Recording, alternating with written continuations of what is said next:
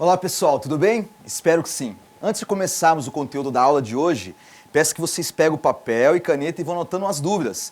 E caso surja alguma dúvida no decorrer da aula, anotem para depois vocês entrarem lá no fórum Tira Dúvidas e apresentar os seus questionamentos. Teremos o prazer de responder. Agora vamos para o objetivo da aula de hoje. O objetivo dessa aula é apresentar o diagrama de caso de uso. E como apresentamos esse diagrama? Apresentando seus elementos sintáticos e sua finalidade no processo de modelagem. Muito bem, uma primeira visão do diagrama de caso de uso, para que ele serve? O que ele faz? É relacionar o conjunto de situações de processamento de um software. Que situações de processamento? São as situações que ocorrem quando o software é posto em execução. Em outras palavras, ele relaciona as funcionalidades do meu software, aquilo que o software faz e quando é posto em execução. As funcionalidades do software na nomenclatura da OML. Uma funcionalidade é aquilo que o software faz e chamado de caso de uso. Então, casos de uso, na prática, são as funcionalidades do meu software. A classificação do diagrama de caso de uso, ele é um diagrama de modelagem dinâmica de um sistema, ou seja, uma modelagem no tempo de execução do meu sistema, do meu software, e uma visão global do meu sistema. Aqui na imagem, nesse slide, vemos um exemplo de diagrama de caso de uso, que mostra a elipse, que é o caso de uso, e o bonequinho, que é o ator. As ligações entre esses elementos que são os relacionamentos. Então, os principais elementos do diagrama de caso de uso, visto naquela imagem, são os casos de uso, os atores e os relacionamentos envolvendo esses elementos.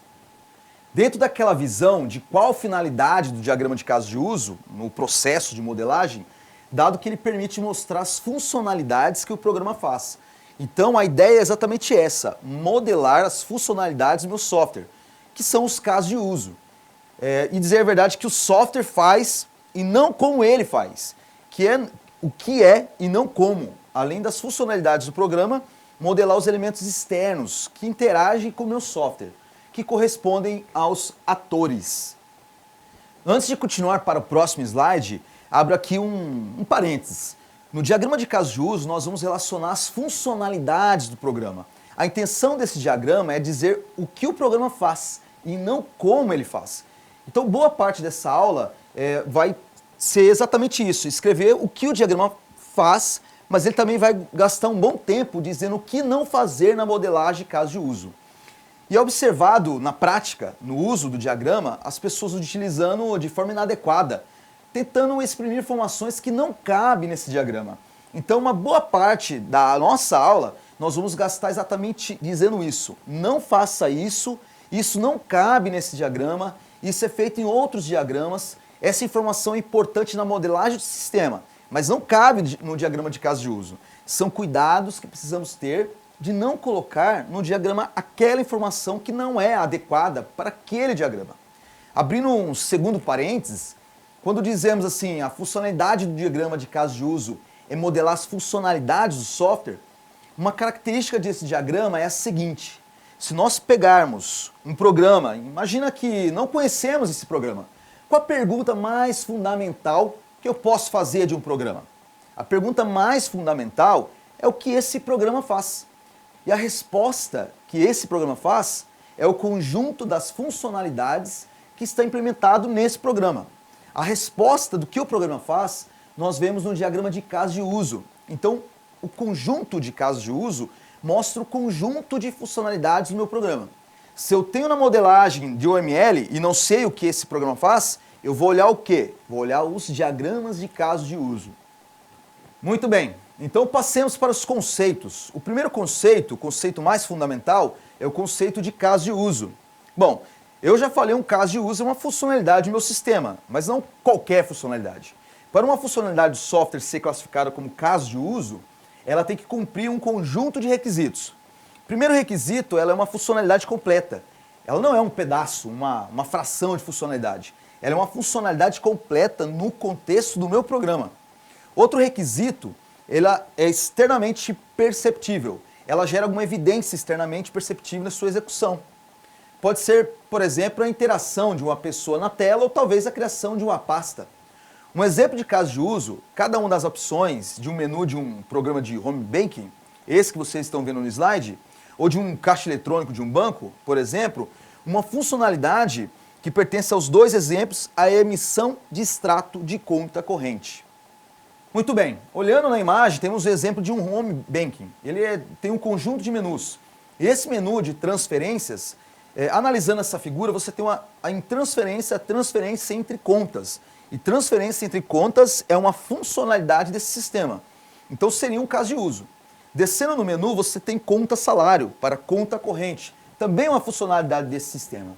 Então, também é um caso de uso. Analisando outra imagem, de outra parte desse home banking, a conta corrente. Aqui você tem a opção de extrato de conta corrente, extrato de conta salário, agendamentos, questões de cheques, enfim, praticamente cada uma dessas opções é uma funcionalidade no meu sistema. Então os casos de uso são porque eu quero usar esse sistema. Então vou nesse programa e obtenho um extrato de conta corrente. Eu tenho uma funcionalidade completa. Então o que não seria uma funcionalidade completa ou uma funcionalidade incompleta? Pensemos, por exemplo, no contexto da emissão de um extrato de conta corrente. Uma das coisas que o programa faz é ler uma senha que eu digito no teclado. Ler uma senha no teclado, com certeza, é uma das funcionalidades do meu programa. É externamente perceptível. Claro que é externamente perceptível. Agora, é um caso de uso? Não. Por quê? Porque não é uma funcionalidade completa, é uma fracionalidade e funcionalidade. Então, se ela não é completa, não é um caso de uso. Emissão de extrato de conta corrente, isso é um caso de uso. Agora, ler a senha que eu digito, isso não é um caso de uso. Nesses exemplos extremos que eu estou apresentando, o extrato de conta corrente, sem dúvida, ele é uma funcionalidade completa e externamente perceptível, ele é um caso de uso. No outro extremo, uma pequena funcionalidade, a leitura da senha digitada pelo teclado. É muito claro que é uma pequena fração de funcionalidade. Ninguém se enganaria em dizer que uma funcionalidade completa, mas para frente nessa aula, quando estivermos falando sobre relacionamentos de casos de uso, nós vamos ver exemplos de casos de uso que ficou assim, podemos dizer, em cima do muro, que na modelagem do sistema poderemos até dizer, essa funcionalidade é completa sim, e vou tratar como caso de uso. Ou pelo contrário, dizer isso aqui é uma funcionalidade muito pequena, então não vou tratar como caso de uso. Então nós vamos ver isso quando formos falar sobre relacionamentos de caso de uso. Situações limite, que aparentemente não seriam uma funcionalidade completa, mas que por alguma razão, sim, uma razão justificável, será classificado como caso de uso. Agora, por enquanto, vamos entender caso de uso. Tem que ter funcionalidade completa, externamente perceptível. Por exemplo, aquilo que aparece em um menu de programa. Evidentemente, nem tudo que o caso de uso tem necessariamente precisa aparecer no menu aquelas pequenas funcionalidades, que na verdade são frações de funcionalidade, não são classificados como casos de uso. Muito bem, então ressaltando, o que eu coloco no caso de uso é apenas identificação de uma funcionalidade, sem qualquer referência, e como ela é executada. Isso se refere-se ao que representa o caso de uso. No diagrama de caso de uso, evidentemente o projeto de software tem que detalhar o caso de uso, para que o sistema possa funcionar. Mas no caso de uso, eu me atenho a colocar apenas o caso de uso, a funcionalidade do programa.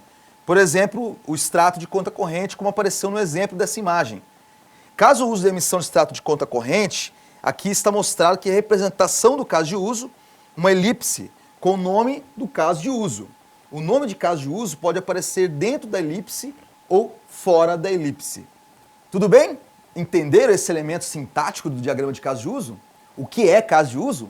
Espero que sim. E qualquer dúvida, manda lá pra gente. Agora nós vamos ver o conceito de outro elemento sintático fundamental para esse diagrama, que é o ator. Leia comigo no slide. Associada à noção de que um software interage com o meio externo, isso é um fato, é uma verdade. Não existe um programa de computador que não interage com o meio externo. E quando eu falo meio externo, não estou falando necessariamente uma pessoa, um usuário interagindo com esse programa. Então todo programa, de algum modo, interage com o meio externo. E o ator representa exatamente essa entidade externa, que interage com o meu programa. E um ator pode representar, como está dito no slide, uma pessoa, um equipamento ou outro software. Sobre a pessoa, eu falei agora sobre o usuário.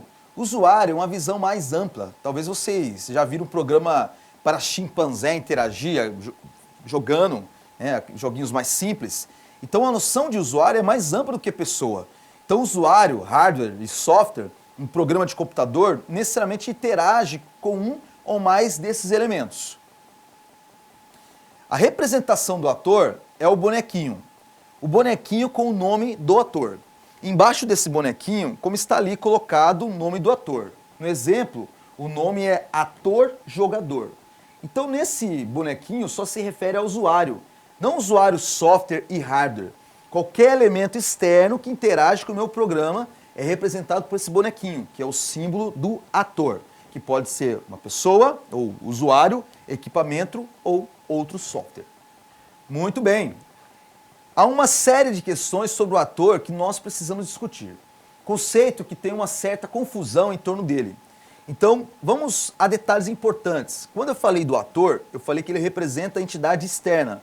Não falei que ele é a entidade externa. Então, a função do ator em um diagrama de caso de uso é representar a interação do programa que estou modelando com esse elemento externo. Elemento externo, obviamente, que não faz parte do meu programa.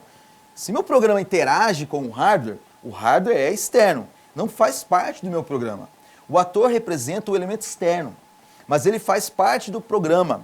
O ator ele é um elemento interno.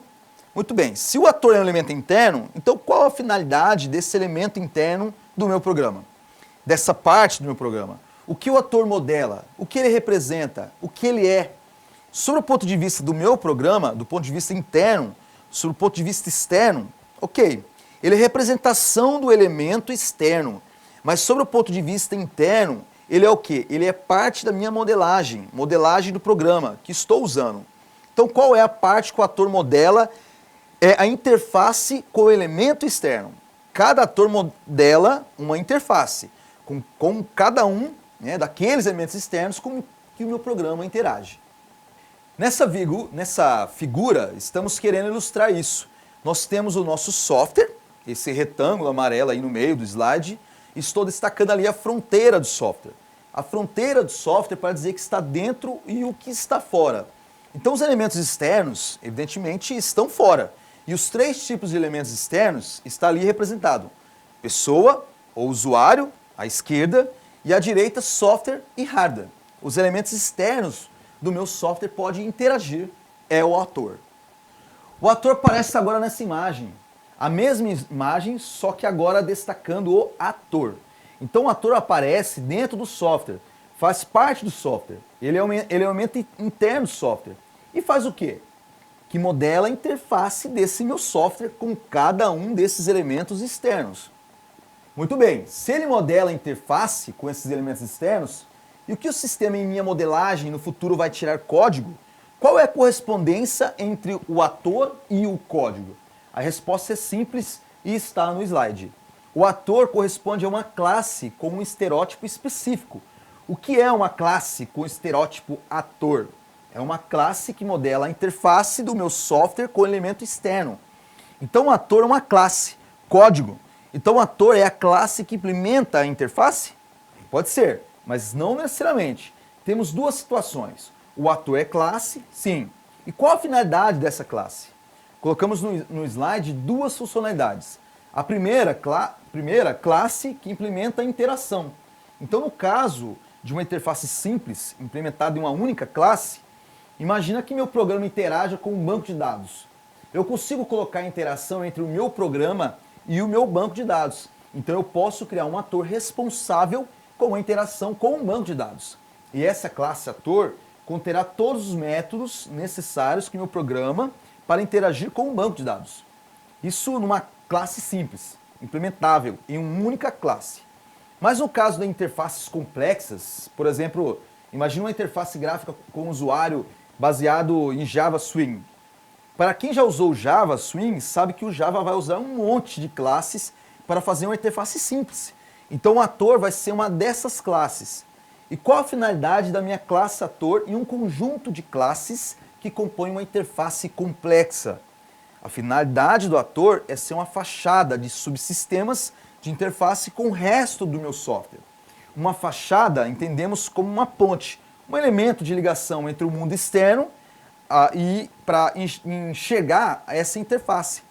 Enxergar apenas o ator e nenhum dos outros elementos. Da mesma forma, esse conjunto de interfaces interage com o mundo externo, sempre através do ator. Uma questão importante que as pessoas costumam trabalhar com o diagrama de caso de uso com relação ao ator, sim, o primeiro ponto, eu disse que todo software interage com o meio externo, pelo menos um elemento externo. Então todo software conterá pelo menos um ator. Ponto. Uma modelagem de diagrama de caso de uso, se não tiver um ator, alguma coisa está inconsistente. Porém, um software sobre modelagem ele pode ter mais de um ator. Quando o software que está em modelagem tem mais de um ator, quando a interação com o meio externo pode ocorrer mais de uma forma. Olhando isso de uma forma mais prática, quando o meu programa demanda uma implementação de mais de uma interface, então provavelmente irei precisar modelar mais de um ator. Essa ideia de quantidade de interfaces que terei que implementar me dá uma ideia sobre a quantidade de atores que vou precisar. Um ator representa uma forma de interagir com o software, formas distintas de interação. Portanto, eu vou ter que implementar aquela forma distinta de interação. Vamos a um exemplo. Imagina um software de gerenciamento de supermercado. Estou dizendo o seguinte, eu preciso de um ator para modelar a interface de um caixa. Então, o caixa de supermercado, aquele que ficamos passando os produtos, totalizando o que eu preciso pagar, eu preciso de uma interface específica para aquele caixa do supermercado. Vou precisar de uma interface diferente para aquele que está trabalhando para o controle de estoque. A interface do caixa serve para fazer o controle de estoque? Não, porque trata de uma funcionalidade diferente, modos diferentes de interagir. A forma que o usuário trabalha com o controle de estoque do usuário que trabalha do caixa, eles usam software de formas diferentes, usam funcionalidades diferentes do programa. Mesmo que tenha algo parecido, mas o conjunto das funcionalidades são diferentes. Então eu preciso de dois usuários distintos. Então eu terei um ator diferente para cada caso. Outro exemplo, o jogo da velha. Envolve dois usuários. Né? Uma pegadinha aqui. Será que dois usuários precisam de dois atores? Não. Os dois usuários interagem com o jogo da velha exatamente da mesma forma, usando exatamente a mesma implementação da interface. Portanto, é apenas um ator. Voltemos ao exemplo lá do sistema de gerenciamento de supermercado. E pensamos no supermercado que tenha 40 caixas. Cada um lá com o seu equipamento, seu computador, acessando o programa. Os 40 caixas corresponde o quê? Corresponde a apenas um ator que modela aquela forma de interação, que é a forma de interação do usuário caixa. Então, eu vou ter um ator. Se eu tenho apenas uma forma de interagir com o meu software, ou mais atores, se eu tenho outras formas de interagir com o sistema. Entenderam? Ótimo. Agora vamos entender a correspondência entre atores e entidades externas. Eu posso ter, nesse caso, uma relação 1 para 1. N para N e N para 1. Eu posso ter um ator correspondendo a um ator. Um exemplo que eu posso supor aqui é um editor de texto, de usuário único, que todos nós conhecemos. Então, um único ator que corresponde à minha entidade externa, que é o usuário. A segunda possibilidade, um ator para as várias entidades externas. Os exemplos que nós acabamos de tratar. No caso, o ator correspondente ao usuário de jogo da velha. O ator vai corresponder a dois jogadores. O ator correspondendo ao operador de caixa de um supermercado, ele vai corresponder a N, 10, 15, 30, 50 usuários. E a outra possibilidade é vários atores para uma entidade externa. Também é possível. Um exemplo é a mesma pessoa que atua como operador de caixa e no controle de estoque. Então, em determinado momento da rotina de trabalho desse usuário, do programa que ele atua como controle de estoque. Mas em uma situação de pico de supermercado, ele sai no controle de estoque e atua como operador de caixa. Então veja, são duas formas diferentes de atuar no programa, de interagir com o programa, como operador de caixa e controlador de estoque.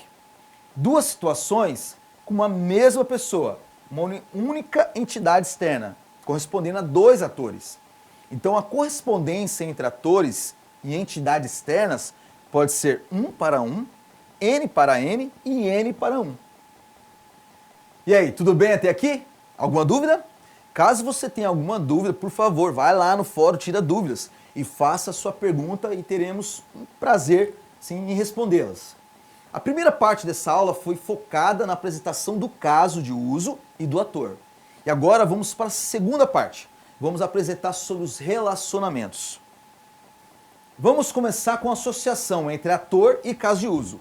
Então a ligação entre caso de uso e ator é uma linha que liga a elipse e o caso de uso é o ator que o bonequinho palito, o que modela uma associação de um ator e um caso de uso. A participação da entidade externa modelada pelo ator para aquele caso de uso. Bom, aqui uma observação. No diagrama de caso de uso, ele não deve apresentar nenhum ator isolado, nem caso de uso isolado. O ator, minha entidade externa, que eu coloco em meu diagrama, que representa a entidade externa, e um caso de uso. Invariavelmente, futuramente, vamos entender esse invariavelmente. Ele deve ter pelo menos a ligação de um ator. O ator, assim, um ator voando, solto, não ligado a nada, caso de uso, solto, não ligado a nada, é inconsistência. Todo caso de uso tem que estar ligado a um ator. E todo ator tem que estar ligado a pelo menos um caso de uso, mesmo que indiretamente.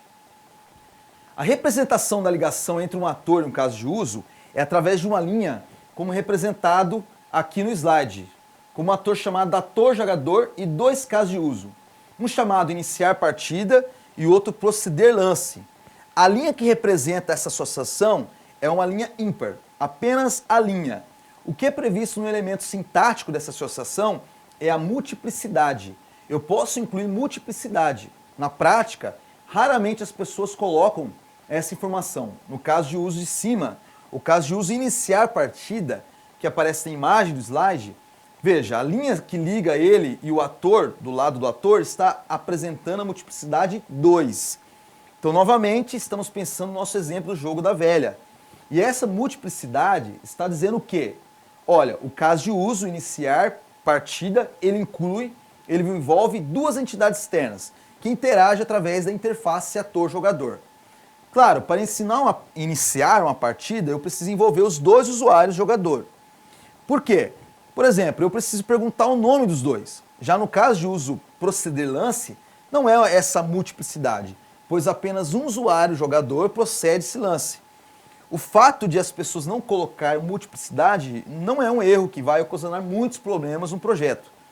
Porque essa questão de multiplicidade será explicitada em outros diagramas. Outra coisa que pode ser colocada tanto no ator quanto no caso de uso é o estereótipo, que pode ser um acréscimo de uma informação associada a qualquer um desses elementos que aparecem na imagem. Agora, no conjunto de advertências, besteiras que as pessoas fazem ao trabalhar com o diagrama de caso de uso, aqui cabe uma observação. Nessa linha não se coloca uma seta. Essa linha não tem seta. Pessoas colocam uma seta apontando para o caso de uso, dizendo que era para representar que o ator está requisitando algo para o caso de uso. Mas isso não procede. Em ligações de ator e caso de uso, não se usa uma seta. Se usar, isso é uma inconsistência na modelagem de software. Uma coisa que não é fiel à UML. Muito bem. Quantidade de atores associados a caso de uso. Nós sabemos que um caso de uso tem que ter pelo menos um ator associado. Só que eu posso ter mais de um ator associado, quando eu coloco apenas um ator no caso de uso.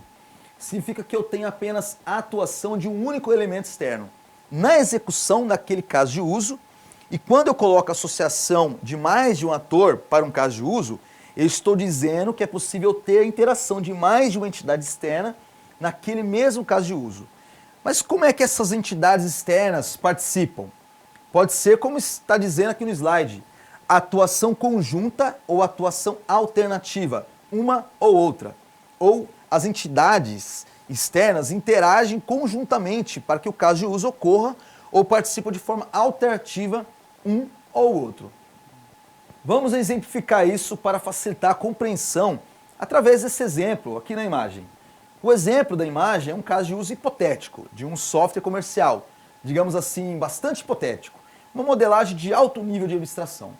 Vamos ver o que eu vou utilizar nesse mesmo exemplo para modelar os sistemas completamente diferentes. detalhando um pouco mais. Um software hipotético que prevê 3 casos de uso, começando pelos casos de uso de cima.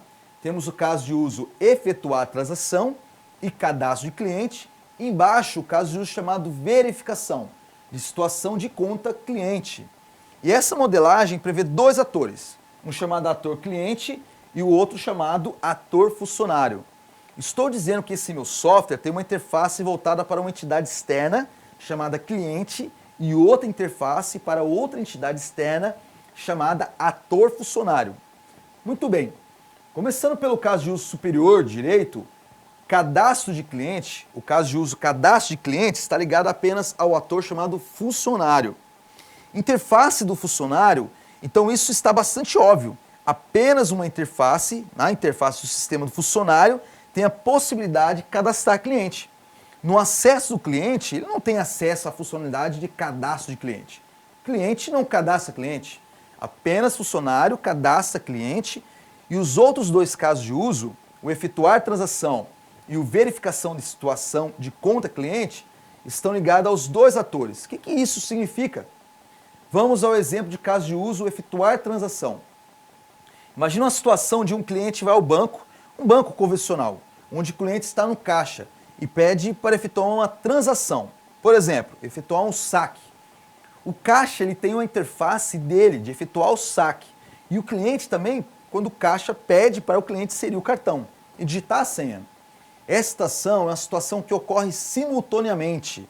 É necessário ter interface dos 2 para que ocorra o caso de uso. Quando for produzida essa modelagem, qual foi a intenção?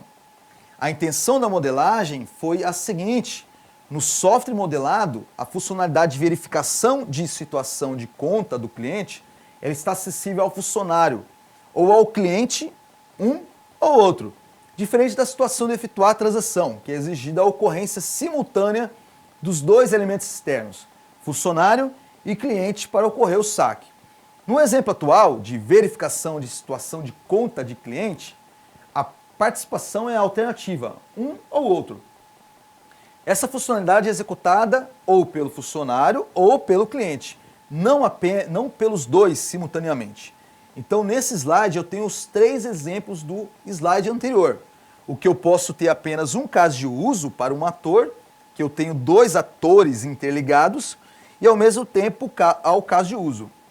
Um de forma alternativa, isto é, um ou outro, e outra possibilidade, eu ter um caso de uso que utiliza simultaneamente. Agora eu tenho um problema visual nessa modelagem. Reparem que o caso de uso efetuar a transação e verificação de situação de conta cliente, eles têm a mesma notação, 2 linhas. Como eu identifico que um é alternativo e o outro é caso de uso simultâneo? E a resposta é, eu não identifico. Essa é uma das coisas que eu não consigo colocar no diagrama de caso de uso. Não é previsto pela OML. Nesse diagrama, essa identificação. Vocês devem estar pensando, peraí, mas e a minha modelagem vai ficar dúbia, inconsistente? Como é que eu vou saber quem é alternativo e o outro é simultâneo? Se o projeto não tiver essa informação, realmente não vai estar completo. Mas nesse diagrama de casos de uso, estará sim completo, pois eu vou representar isso em outros diagramas.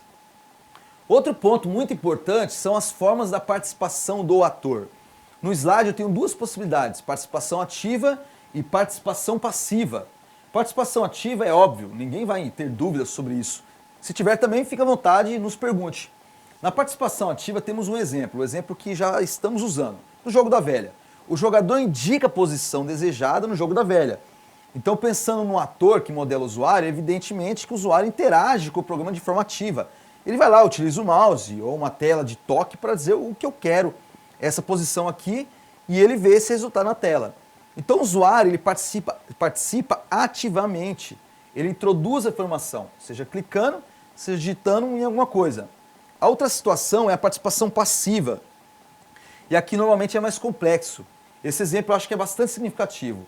A tela que informa os horários de voos em aeroportos para passageiros, dentro do aeroporto eu tenho telas, onde eu tenho os horários dos voos, horários de chegada e horários de saída e a situação desses voos.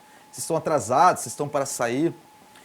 Eu, passageiro, interessado na situação, usuário de programa que dentro de outras funcionalidades, informa os horários de voo, eu vou diante dessa tela e olho os horários ali informados. A pergunta é, será que preciso modelar esse ator no meu diagrama de caso de uso? Temos que pensar o seguinte, eu preciso de uma interface para apresentar essas informações? Certamente esse programa tem outras interfaces, pelo menos uma para atualizar os horários para o funcionário e com certeza ela é diferente daquela que está disponível nas telas para os passageiros se atualizarem dos voos. Para aparecer aquela tela que o passageiro vê, alguém teve que programar isso. Então, sim, é necessário um ator. Então, o ponto é o seguinte, o passageiro que apenas olha o horário dos voos seria um exemplo de participação passiva. Então, para ter um elemento externo, não precisa necessariamente atuar no programa ativamente. Ele pode ser um elemento externo passivo, que não atua diretamente. Cabe aqui ressaltar algo. Muitas vezes as pessoas erroneamente modelam um ator que não deveria ter. Para vocês entenderem melhor, vamos a um exemplo. Imagina um cliente daquelas antigas locadoras de vídeos. Você vai lá nas prateleiras, escolhe o filme, vai no atendente, identifica, dando seu RG e ele através de um sistema faz a alocação do vídeo. A pergunta é, quantos atores nós temos nesse caso? O que vocês acham? Muitos diriam, né, que temos duas entidades externas atuando no programa. Na verdade não temos dois atores, apenas um ator, o ator funcionário, porque o cliente ele não atua diretamente ou indiretamente com o sistema. Ele não tem uma tela para ver as informações para estar atuando passivamente. Então não modelamos o cliente no diagrama desse caso de uso.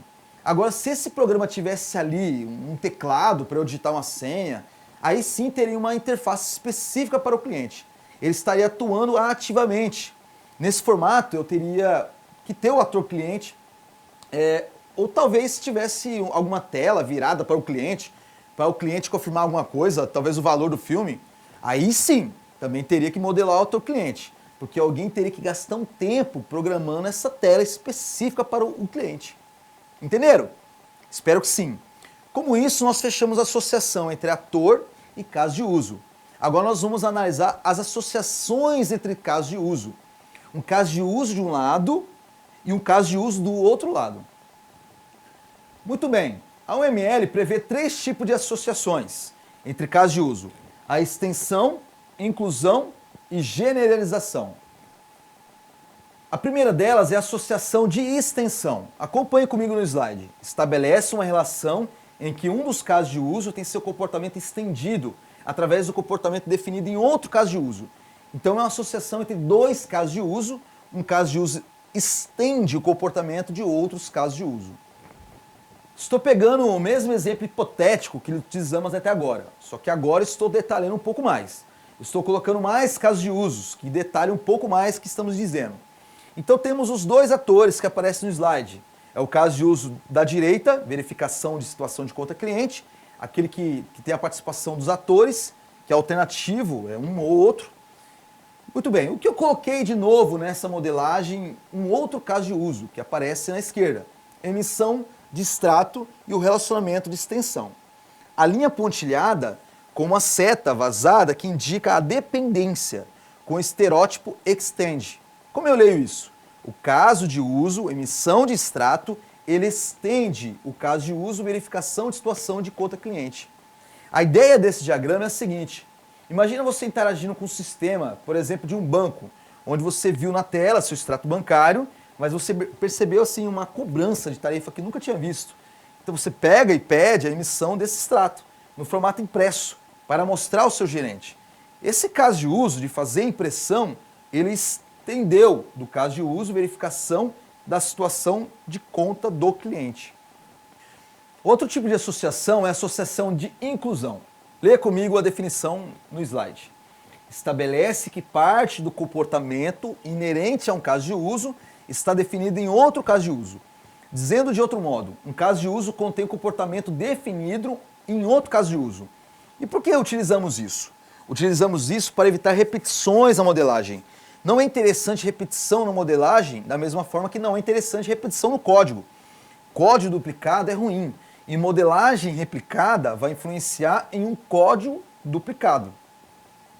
Analise comigo esse exemplo. Novamente estou pegando um pedaço daquele primeiro exemplo de um sistema comercial genérico, os mesmos atores que já apareceram nos exemplos anteriores e os casos de uso, que estão à direita, o caso de uso cadastro de cliente e o efetuar transação. O que parece de novo nesse exemplo é o que parece na direita, caso de uso chamado atualização de log. Analisando o caso de uso cadastro de cliente e o caso de uso atualização de log, temos uma anotação diferente, que é a seta tracejada com o estereótipo include, que significa que o cadastro do cliente inclui a atualização de log.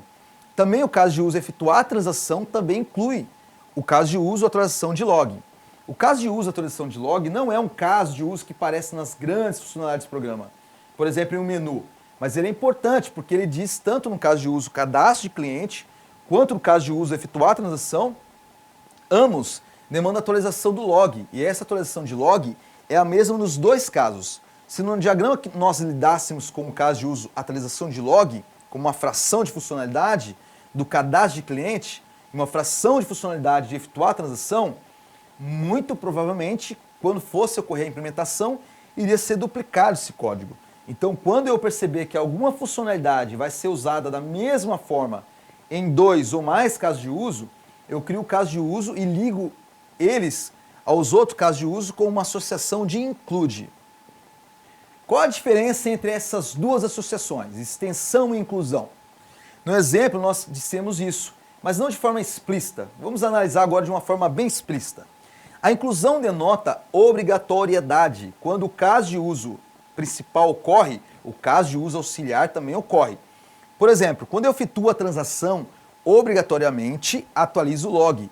Já na associação de extensão, ela denota opcionalidade.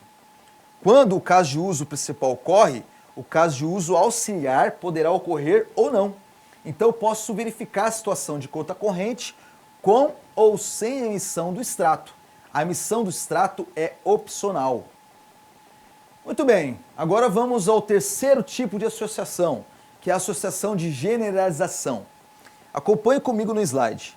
A associação de generalização estabelece uma relação de especialização entre dois casos de uso, onde corresponde a um comportamento genérico e o outro uma especialização a alguma situação específica. Agora nesse slide nós temos novamente aquele nosso exemplo que estamos usando nessa aula inteira. Pegando um ator funcionário, que já existia, e o caso de uso de cima, que também já existia, o caso de uso cadastro de cliente. O novo nessa modelagem são os dois casos de uso de baixo. Neste diagrama estou dizendo que o caso de uso cadastro de cliente está especializado nos dois casos de uso ali de baixo, que é o cadastro de inquilino e o cadastro de proprietário. Agora estou pensando nesse software, em um software de uma imobiliária, que tem dois tipos diferentes de clientes, o inquilino e o proprietário, que tem características diferentes. Por exemplo, ao cadastrar um proprietário, eu preciso cadastrar o imóvel, ou os imóveis desse proprietário. Ao cadastrar um inquilino, eu tenho que cadastrar, por exemplo, qual é o tipo de garantia que esse inquilino tem que vai pagar o aluguel. Essa ideia, o cadastro de cliente existe. Todo cliente tem nome, CPF, RG, mas o cadastro de cada um é diferente do outro. Então eu posso pensar em um contexto genérico do cliente, que é o cliente precisa ser cadastrado, nome, CPF, RG, mas há especificidades para clientes diferentes. Então a generalização modela esse tipo de situação. Ótimo, vimos associações, a primeira delas entre o ator e o caso de uso. Agora vimos tipos de associações entre os casos de usos. Agora nós vamos analisar a associação entre atores. A única associação prevista entre os atores é a associação de generalização, a generalização entre casos de uso e a generalização entre atores. Então, quando eu tenho uma associação entre dois atores, em uma associação de generalização, um tem um papel genérico e o outro uma especialização do papel genérico. Analisando esse exemplo na imagem, eu tenho em cima um ator funcionário e duas especializações desse ator funcionário, que é o ator gerente e o ator balconista. Então eu estou pensando que eu tenho um ator genericamente falando, chamado funcionário, que interage com esse software que estou modelando. Porém, funcionários com papéis diferentes. O gerente tem um papel diferente do balconista, como está caracterizado na imagem. No início da aula, falamos sobre a questão que cada ator é uma classe. Então, o que significa essa modelagem? Significa própria herança, conceito que vimos na primeira aula. Então a classe de cima, que fará a implementação do ator funcionário, ela herda atributos e métodos das classes de baixo. Ótimo! Então com isso nós vimos o diagrama de caso de uso, que é uma modelagem dinâmica de alto nível de abstração. Descobrimos que esse diagrama ele modela as funcionalidades do software. Também relaciona os elementos externos que interagem com o sistema. Também conhecemos os elementos sintáticos do diagrama, que é o próprio caso de uso, que é representado como uma elipse. Vimos o que são atores e como eles são representados por aquele bonequinho palito e como são os relacionamentos entre esses elementos. Agora vamos para uma atividade muito importante para a fixação desse conteúdo. Vocês vão dividir a turma em 3 grandes grupos. No próximo slide, nós temos 3 perguntas baseadas na aula de hoje. Cada grupo vai ficar responsável e discutir e responder uma pergunta e depois vocês terão 10 minutos para apresentar essas respostas. Excelentes estudos a todos e até a próxima.